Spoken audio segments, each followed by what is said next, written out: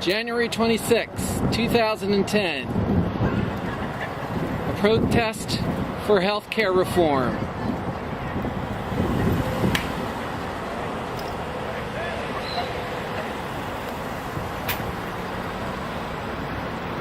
Here in front of Pocono Medical Center in East Stroudsburg, Pennsylvania.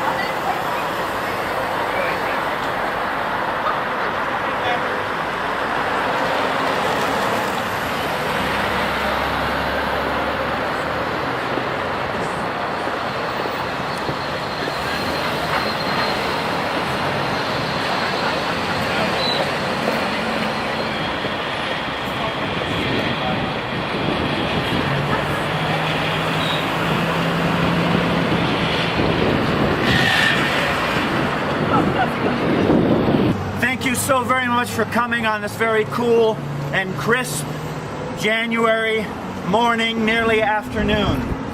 This is the first event by MoveOn of Monroe County, so today is a very, very special day. There are hundreds of events like this going on across the country, so the impact of today's events, both here and across the country, should indeed be very impressive. Good morning to you all, and as I said before, nearly afternoon. My name is Patrick Brezian.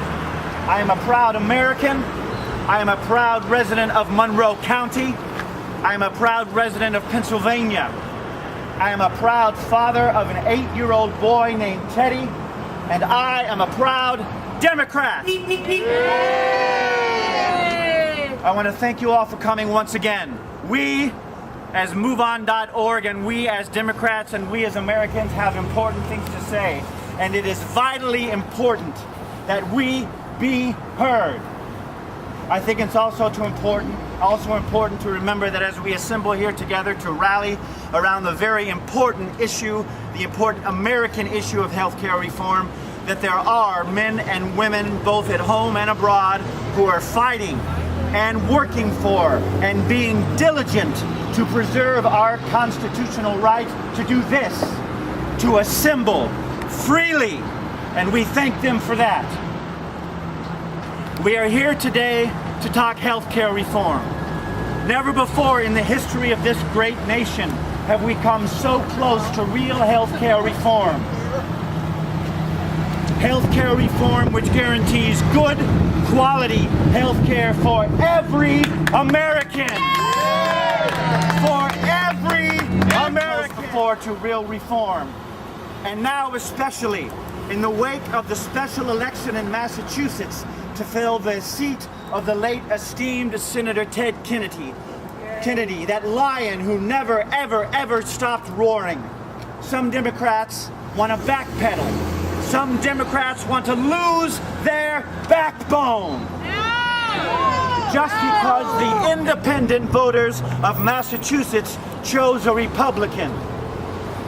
Well, now we can go on and on about why the Democrat candidate lost, but the fact remains this, that a Research 2000 poll that interviewed voters who supported Barack Obama in 2008 and either did not vote or supported Republican Scott Brown in last week's election for Massachusetts Senate seat found that voters are indeed still looking for people to fight for them on the economy and for health care reform. The poll clearly pointed out that the independent-minded voters of Massachusetts, 95% of them said that the economy was important or very important when it came to deciding their vote. 53% of Obama voters who voted for Brown and 56% of Obama voters who did not vote in the Massachusetts election said that Democrats enacting tighter restrictions on Wall Street would make them more likely to vote Democratic in the midterm 2010 elections. And this is what we want. 51% of voters who voted for Obama in 2008 but voted for Brown in 2010 said that Democratic policies were doing more to help Wall Street than to help Main Street. And nearly half, 49% of Obama voters who voted for Brown, support the Senate health care bill or think, in fact, that it does not go far enough. My friends, only 11% of those people who voted for the Republican candidate, only 11% think this legislation goes too far. We, the residents of Monroe County, not only call for real health care for reform, but we call for our Democrats to start fighting for working families. We demand that our Democrats stand up to big corporate interests to get the economy working for Main Street, not Wall Street, and invest in job creation to put Americans back to work.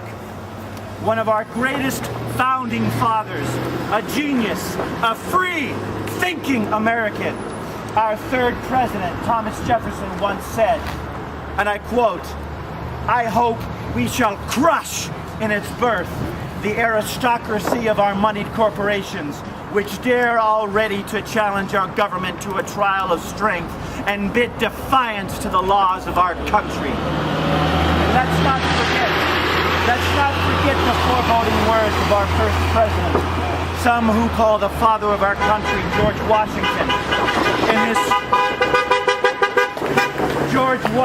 In his farewell address, who warned against the dangers of political parties fighting against each other and serving their own interests over the interests of the greater public good. George Washington said, and I quote, and follow me, "The alternate domination of one faction over another, sharpened by the spirit of revenge, natural to party dissension, which in different ages and countries has perpetrated the most horrid enormities, is itself a frightful despotism. But this leads at length to a more formal and permanent despotism. The disorders and miseries which result gradually incline the minds of men to seek security and repose in the absolute power of an individual, and sooner or later the chief of some prevailing faction, more able or more fortunate than his competitors, turns this disposition to the purposes of his own elevations on the ruins of public liberty. This, citizens of Monroe County, should not be a political issue, but greed has made it so. This is an American healthcare emergency.